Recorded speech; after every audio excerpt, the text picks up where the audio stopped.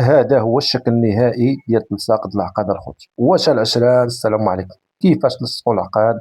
طريقة سهلة. هذا الفيديو للمبتدئين الخوت اللي باغيين يتعلموا يلصقوا العقاد. هانتوما الطريقة كيفاش دايرة، راه سهلة. كتضربوا واحد شوية في المفتل وكتضربوا في العقاد في العقدة.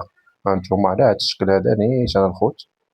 واللي ما فهمش شي حاجة يعني كتبوا لي في التعاليق، انا نقرا التعاليق ديالكم كامله، كنقرا التعاليق ديالكم كامله الخوت. المهم، مرحبا بكم في عالم الخياطة الخوت. نتمنى تكونوا كتستافدوا من هاد الدروس اللي كنعطيكم ديال الخياطة. ديروا متابعة، ما تنساوش ديروا متابعة الخوت، بارطاجيو الفيديو، ديروا حفظ الفيديو، فعلوا داك الجرس. المهم الخوت، الطريقة ديال تلصاق العقاد راه هي هادي. ها انتوما الخوت كيفاش كنديروا نلصقوا العقاد. الطريقة راه ساهلة، يعني ماشي صعيبة ولا. بالنسبة أكترية اللي كانت مخدومة يعني مخدوم القفطان ولا بالماكينة، راه كتجي تلصاق العقاد ديالو ساهل، ماشي بحال اليد شوية قاصحة العقاد ديال اليد، ولكن ديال الماكينة راه ساهل. هانتوما الخوت كيفاش كنلصقوا العقاد، راه الطريقة ساهلة. كضربي واحد شوية في المفتل وكضربي في الثوبان. هانتوما هادي هو تلصاق العقاد الخضرا، ماشي شي حاجة. وكملوا الفيديو حتى الاخر.